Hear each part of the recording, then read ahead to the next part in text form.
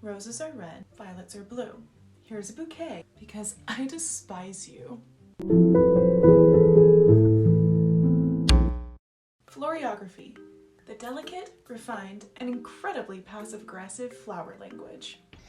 Why are the flowers talking? In the Victorian era, when strict etiquette made direct emotional expression nearly impossible, people turned to flowers in order to say things that they couldn't say out loud. You're breaking up with me? In a birthday card? Want to confess your love for someone? There's a flower for that.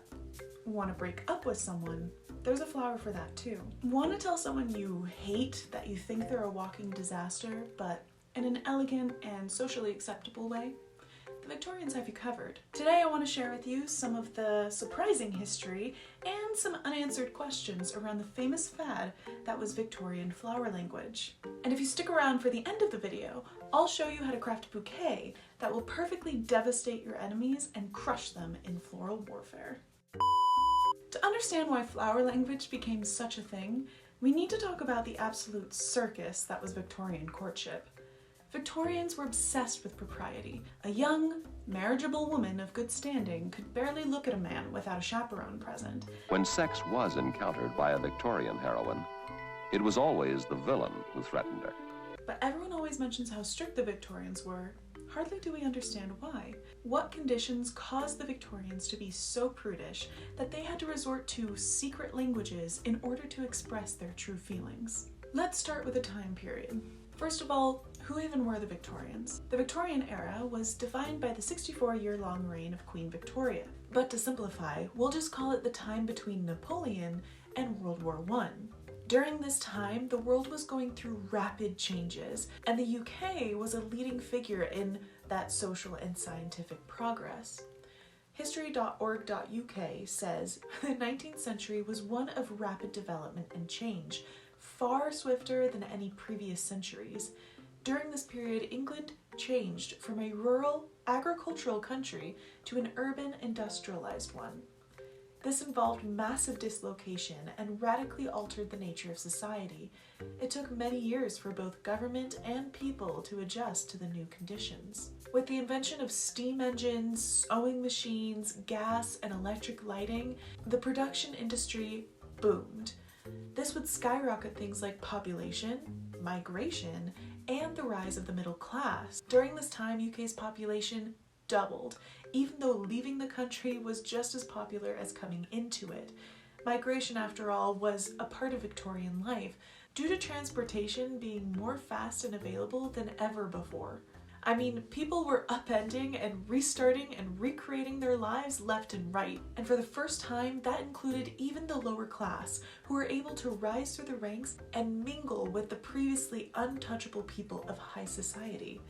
The abundance of work and money-making caused an onslaught of many social reforms and legislations. Some problems just became too big to ignore, I guess, like child labor laws, OSHA codes, public health, and the abolishment of slavery. There was prison reform and even the establishment of police. There was also the rise of women's suffrage going on, but that wouldn't result in the vote until the 1930s. And of course, there was also the expansion of the British Empire. Basically, the world was moving faster than anyone could keep up with. So I think we can understand the Victorians as a society trying to grasp control over a world that's losing it.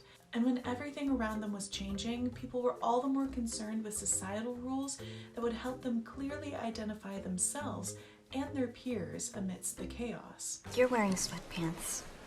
It's Monday. So? So that's against the rules, and you can't sit with us. And when so many bigger issues were being discussed and brought to the table, it made sense that no one was really interested in hearing about your emotions, and especially not your love affairs, at least not out in public. So, as a result, the Victorians were indeed culturally strained and emotionally repressed.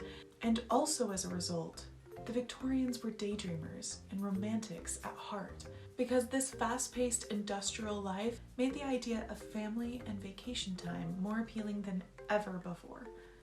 And with the inspiration of one of the most notorious royal romances, who could blame them for being so whimsical? You are not replaceable to me. You are the only wife I've got or ever will have. Many trends, including floriography, started with the Queen and her passionate relationship to her husband. Even though the exchanging of flowers between lovers was already a regular practice, the idea of specific flowers having specific meanings started with the Queen when she wore orange blossoms as a flower crown on her wedding day. She did this because one of the very first gifts Prince Alfred ever gave her was a brooch of an orange blossom, as a compliment of her chastity. High praise at the time. The orange blossom flower quickly became the couple's favorite, and after the wedding, people were inspired. Brides across Victorian England were wearing flower crowns to their weddings, and the flower language grew in its creativity and cultural significance. Along with Queen Victoria's trend setting, the origins of flower language can be traced to other cultures as well. One of the biggest influences was a tradition called selam, a coded language of objects used in Turkish harems. This custom involves sending cryptic messages using flowers and other everyday objects. The meanings of these objects would be based on rhymes and wordplay. Lady Mary Wortley Montagu, a British aristocrat and diplomat's wife, first wrote about selam in an early 18th century, and it quickly spread when her letters were published in 1762. Europeans latched onto the idea of a decoding game using everyday objects, and the already repressed and romantic Victorians transformed this idea into a full-blown craze. By the early 19th century, floriography was everywhere, especially in France, Britain, and America, with dozens of flower dictionaries published to help decode the meanings of different blooms. The rise of floral dictionaries is where things got really interesting. You see, floriography is kind of like spoken language. The meanings of different flowers could vary depending on your area. That's why you might get confusing results if you try to look up any of the less mainstream types of blooms. You must be Igor. No, it's pronounced Igor. Floral dictionaries helped the trend become more mainstream than ever before, as people could quickly refer to it in order to avoid misinterpretation. Victorian flower language became so popular that it no longer was a practice exclusively for lovers. Let's talk a little bit about everyday use of flower language. Victorians didn't just save it for special events or special dates in bouquets, but they would make tiny little bouquets. These were called nosegays. These small bouquets wrapped in ribbon or put into jewelry could be given any day of the year and were even worn as fashion accessories. But you had to be careful.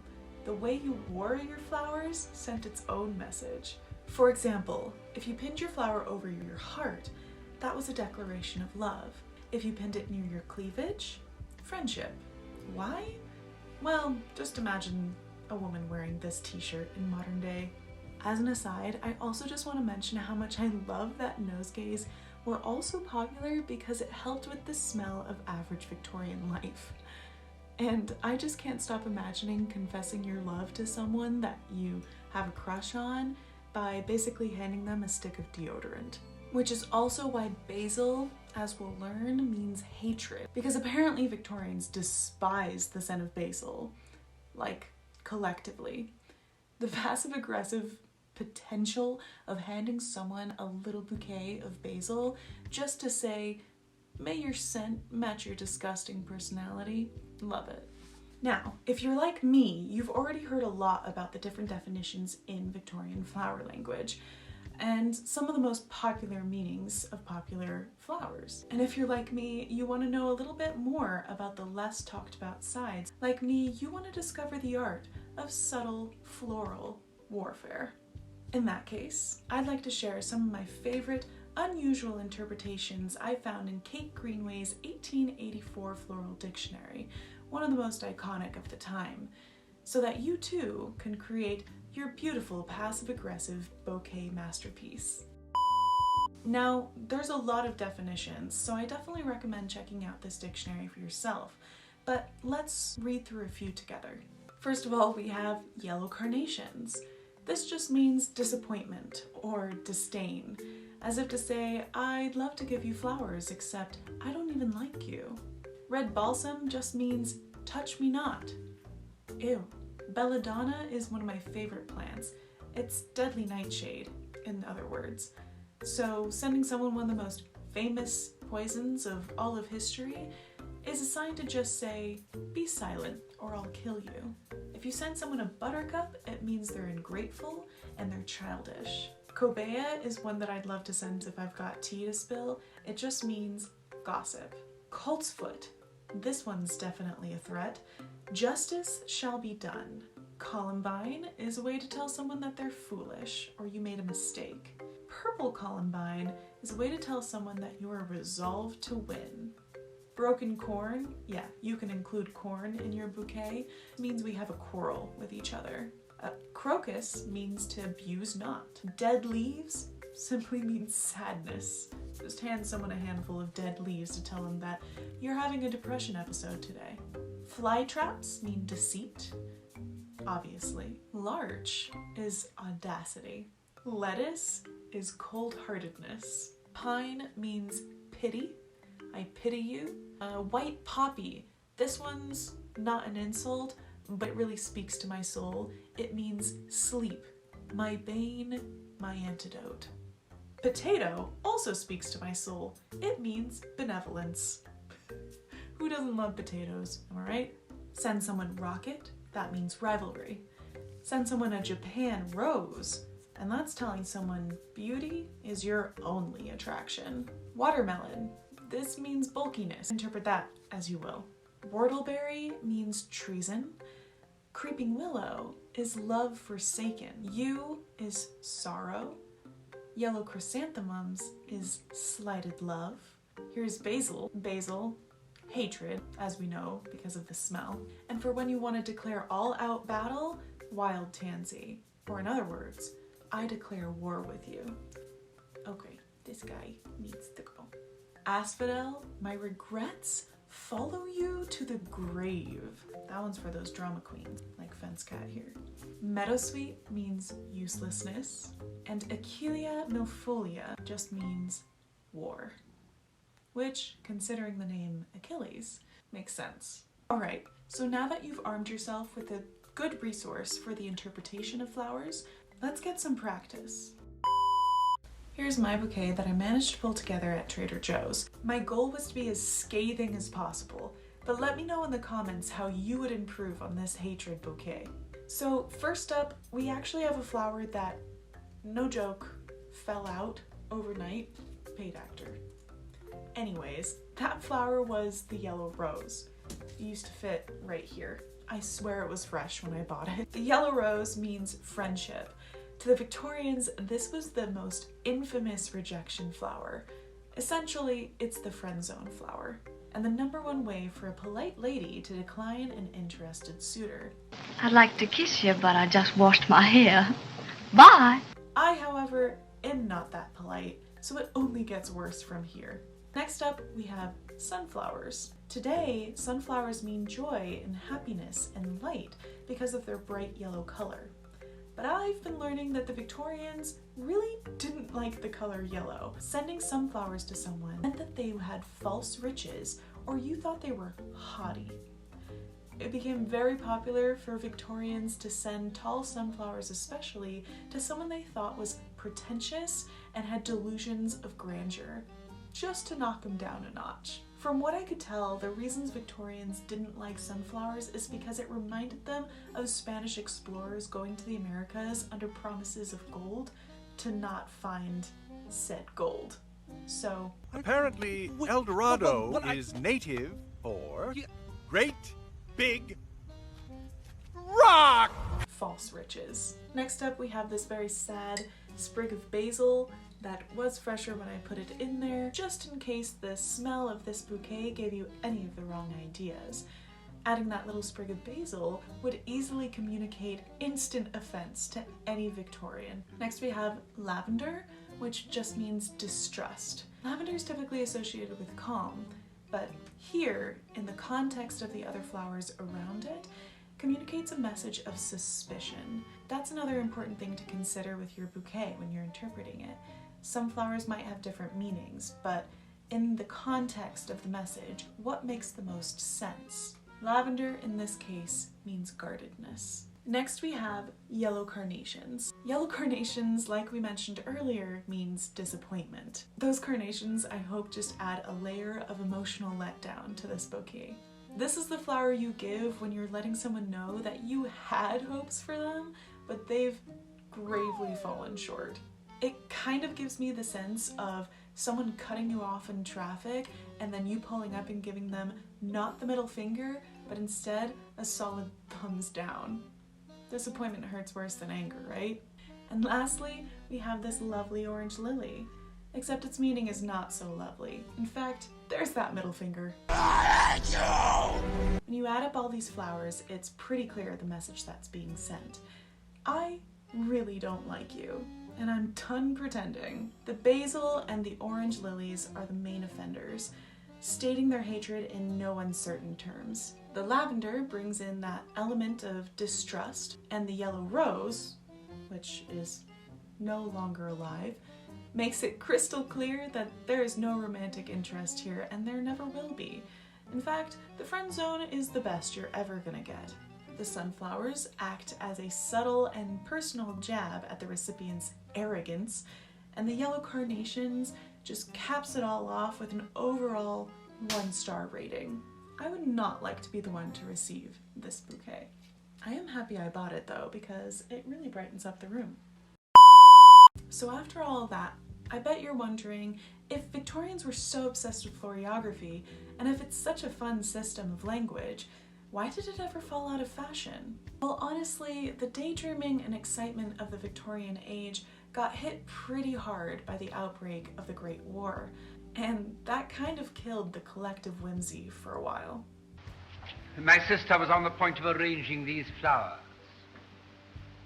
But floriography never completely disappeared. Actually, many authors and artists continue to reference the poeticism of flowers in their works. Some of the old meanings of flowers have even stuck in our everyday traditions and holidays, like giving someone you love romantically red roses on Valentine's Day, or putting white lilies for rebirth at funerals. In fact, even the exchanging of nosegays is still very popular today. I bet you've even participated in it. After all, it's popular every prom season. So we see, even in the 21st century, floriography lives on in unexpected places. After all, flowers aren't just for decoration. They're messages in bloom. So next time you're picking out flowers, maybe try thinking of the different ways someone could interpret them. That way you can give your victim, lover, something fun to decipher so they can figure out how you really feel about them. And if you happen to not have anyone to give red roses to, I do hope you'll send me stories of any alternative bouquets that you come up with. Thanks for watching, and please subscribe so that I can see you next time. Bye!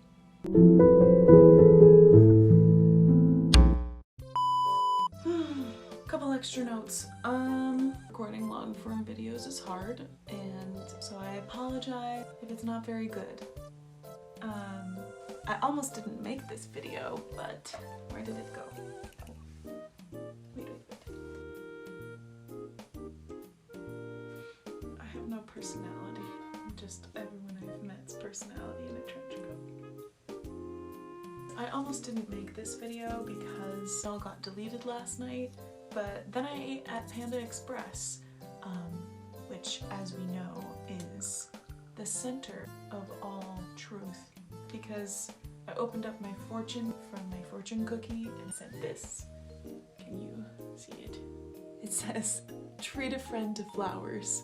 So I decided that I did in fact need to make this video so I can treat all of you to the lovely language of flowers. It was in my fortune, so I had to do it. Bye! No, I hate myself so much, but that's okay, because so does everyone else. Guys, this is really hard. For which to crush your enemies with. For which to crush your enemies with. Cause that's English. Stupid. Stop shaking. No!